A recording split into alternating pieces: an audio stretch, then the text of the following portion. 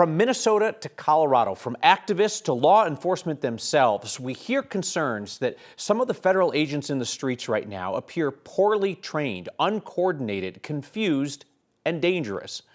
Our Angeline McCall reports on who exactly is out there and what their roles used to be before President Trump turned them into a mass deportation force.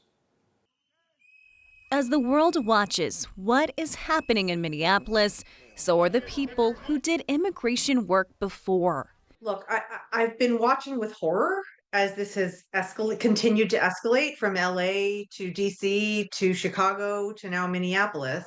Deborah Fleischaker was the former acting chief of staff for ICE under the Biden administration. But what we're seeing now is um, outside the bounds of anything I've ever seen before. And I am saying this as somebody who believes that immigration enforcement is a part of a functioning immigration system. She says when she was with the agency, enforcement action was targeted and planned for either days or weeks. We are seeing door-to-door sweeps. We're seeing indiscriminate arrests of anyone. We're seeing what happens when immigration enforcement is based on quotas and not on targets. Even the Minneapolis police chief criticized the feds and what they're doing on the ground. It looks unprofessional. It looks very chaotic. It doesn't look like there is clear teamwork tactically to achieve the same objective. The greater issue, the greater concern is, people should be able to have an expectation that the federal government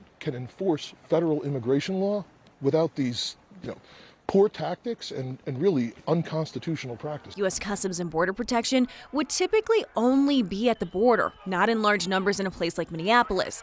ICE would typically do interior enforcement. They should go back to the border. They should go back and do their core function. There's no reason for them to be on the streets of our interior cities. Fleischaker went so far as to say that this is not about public safety, in her opinion, because keep in mind that ICE and Homeland Security would typically do things like criminal investigations related to things even like drug trafficking or child exploitation. So such a focus on immigration means less focus on other tasks that they are also responsible for, Kyle. Angeline McCall, thank you very much.